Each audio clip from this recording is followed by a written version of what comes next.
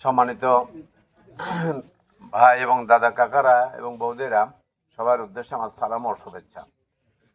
আমরা আগামী ফেব্রুয়ারি মাসে একটা জাতীয় নির্বাচন অনুষ্ঠানের জন্য হয়তো আজ অথবা কাল ঘোষণা হতে পারে, তফসিল ঘোষণা হতে পারে। তো এই নির্বাচনে মূলত আগামী দিনের সরকার কেমন সরকার হবে, কোন দলের সরকারকে আপনারা ক্ষমতায় বসাবেন, সেটা আপনাদের এখন থেকে চিন্তা ভাবনা করা উচিত। তো আমি আপনাদের কাছে বলতে চাই যে অতীতে তো অনেক দলকে আপনারা দেখেছেন। আপনারা আওয়ামী লীগকে বারবার ক্ষমতায় দেখেছেন, বিএনপিকে বারবার ক্ষমতায় দেখেছেন। জাতীয় পার্টি 9 বছর দেশ পরিচালনা করেছিল। তো জামাত ইসলামীকে তো এখনো পর্যন্ত আমরা দেশ পরিচালনা সেই সুযোগ আমরা পাইনি। যদিও আমাদের দুইজন ব্যক্তি তারা মন্ত্রণালয় পরিচালনা করেছেন, কিন্তু মূলগতভাবে জামাত ইসলামী এ পর্যন্ত দেশ পরিচালনা করার সুযোগ পায়নি। সেই হিসাবে আগামী 2 মাস পরে যে নির্বাচন অনুষ্ঠিত হতে যাচ্ছে, সেই নির্বাচনে যাতে করে জামাত ইসলামীকে আপনারা একটু ভাবতে পারেন, চিন্তা করতে পারেন, আমরা সেই অনুরোধ করছি। কেন ভাববেন? আমরা এই জন্য দাবি করছি যে দেখেন, 54 বছর দেশ স্বাধীন হলো, কিন্তু এখনো পর্যন্ত ক্ষুধামুক্ত, দারিদ্র্যমুক্ত, সন্ত্রাসমুক্ত, দুর্নীতিমুক্ত বাংলাদেশ কিন্তু আমরা গঠন করতে পারিনি। বরং আমাদের দেশ 4-5 বার সারা বিশ্বের দুর্নীতিতে বিশ্ব চ্যাম্পিয়ন হয়েছে, এবং যাদের আমলে এই দুর্নীতিতে বিশ্ব চ্যাম্পিয়ন হয়েছে তারাই আগামী দিনে দেশ পরিচালনা করার জন্য আপনাদের সামনে আসবে বলে আমরা মনে করছি। তো প্রিয় দাদা কাকা এবং বৌদিরা, আপনারা দেখেন যে বাংলাদেশ জামাত ইসলামের দুজন মন্ত্রী 3টা মন্ত্রণালয় পরিচালনা করার মাধ্যমে তাদের মন্ত্রণালয়ের বিন্দু পরিমাণ কোনো দুর্নীতির খোঁজ কিন্তু পায়নি, এবং মানে বলা যায় দুর্ভিক্ষ যন্ত্র দিয়ে তাদেরকে খোঁজা হয়েছে, তারপরও এটা পায়নি।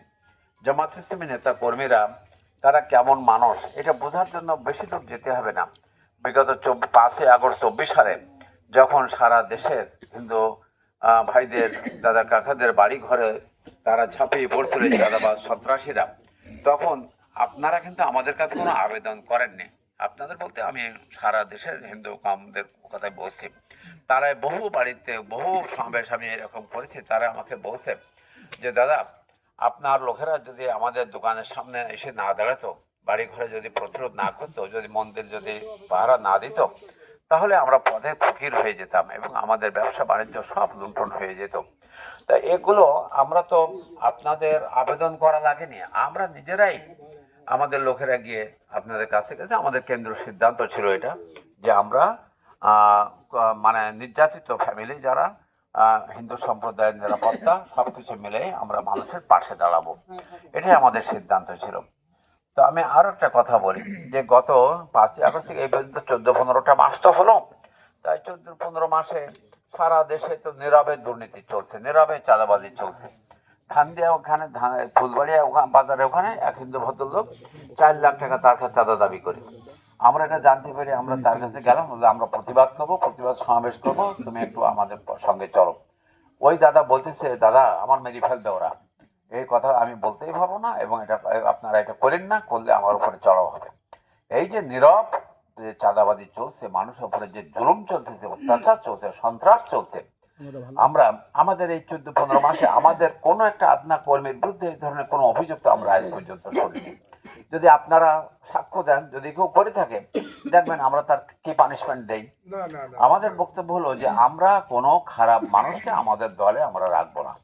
হয় সে ভালো হয়ে থাকতে পারলে থাকবে, না হলে আমরা তাকে বের করে দেবো। এই কারণে আমরা আশা করতে পারি যে আমরা যদি ক্ষমতায় যেতে পারি, পাশ করতে পারি, তাহলে অন্তত এই চালাকলরার মানুষের এই যে তাদের এই যে চাঁদাবাজি সন্ত্রাস থেকে সেভ করার জন্য আমরা আপ্রাণ চেষ্টা করতে পারবো। কেন, তখন রাষ্ট্রীয় ক্ষমতা আমাদের হাতে থাকবে, প্রশাসন আমাদের কথা শুনবে, এবং আমাদের কর্মী বাহিনী আপনাদের পাশে এসে দাঁড়াতে পারবে। আর যদি আমরা পাশ না করতে পারি, তাহলে কি পরিণতি হবে? সে পরিণতি যে 14-15 মাসে যা দেখেছেন, তখন তো এরা রাষ্ট্রীয় ক্ষমতা নেই। আর এরপর যদি এরা রাষ্ট্রীয় ক্ষমতায় যায়, আমার তো মনে হয় যে আপনাদের পথের ফকির করে ছাড়বে এরা, এবং শেষ পর্যন্ত বলবে যে হয় কিডনি বেচো, আর না হলে চোখ বেচো, অথবা হার্ট বেচো। এই সমস্ত কথা বলে যে এই বেশি টাকা আমাদের দাও, এই সমস্ত চাঁদাবাজ সন্ত্রাসে এই ধরনের কাজই করে থাকে। তো সেই জন্য আমরা বলছিলাম আপনাদের কাছে যে সমাজে শান্তি শৃঙ্খলা আসতে আমরা হিন্দু মুসলমান আমরা দীর্ঘদিন ধরে ঐতিহ্যগতভাবে হাজার বছর ধরে আমরা এই দেশে আমরা বসবাস করছি, আমরা পাশাপাশি বসবাস করি, আমরা শান্তি শৃঙ্খলা সবাই নিয়ে। তো আমি আপনাদের কাছে উদাত্ত কণ্ঠে আহ্বান জানাই, বাংলাদেশ জামাত ইসলামের নাম শুনলে আপনারা মনে করবেন যে তো হিন্দু বিদ্বেষী দল। না, হিন্দু বিদ্বেষী দল হলে আমরা এই যে দাকো বৈঠকারে আমরা কৃষ্ণ নন্দীকে নমিনেশন দিলাম কেন? তারপরে কিশোরগঞ্জে অষ্টগ্রাম মিঠামইন ইটনা, সেখানেও তো আমরা একজন হিন্দুকে নমিনেশন দিয়েছি। আমরা আরও চেষ্টা করছি যে আরও দু এক জায়গায় পাই কিনা, সেখানেও আমরা দেবো নমিনেশন। এই হিসাবে আমরা বিশ্বাস করি 18 কোটি মানুষ, এদেশের মানুষ, আমরা বিভিন্ন ধর্মের মানুষ, বিভিন্ন জাতি উপজাতির মানুষ, সবাইকে নিয়ে আমাদের দেশ চালাতে হবে এবং দেশকে দুর্নীতিমুক্ত দেশ, এটি সন্ত্রাস মুক্ত এবং একটি চাঁদাবাদ মুক্ত দেশ হিসেবে আমরা গড়তে চাই। আমাদের হাজারো সমস্যা, আমাদের এই সমস্যা আমরা মুক্ত হতে চাই। আমাদের রাস্তাঘাটের অনুন্নয়ন, আমাদের স্কুল কলেজগুলোর প্রতিষ্ঠানগুলো দিক দিয়ে তাদের বিল্ডিং করা থেকে শুরু করে জলবদ্ধতা আছে, এই সমস্ত সমস্যা প্রশাসনিক হয়রানি থেকে যাতে মানুষ মুক্ত হতে পারে, সে হাসপাতালগুলোর সেবার মান যাতে উন্নত হয়, এই সমস্ত কাজে কর্মে আমরা আত্মনিয়োগ করতে চাই। মূলত আমরা তালা পদারওয়ার হিন্দু মুসলিম বৌদ্ধ খ্রিস্টান সবাই মিলে সবাইকে আমরা জামাত ইসলামের পক্ষ থেকে, জামাত যেহেতু আমাকে নমিনেশন দিয়েছে এই জন্য আমার নেতৃত্বে আমাদের নেতা কর্মীরা সবাই মিলে আমরা মানুষের খেদমতে নিয়োজিত হতে চাই।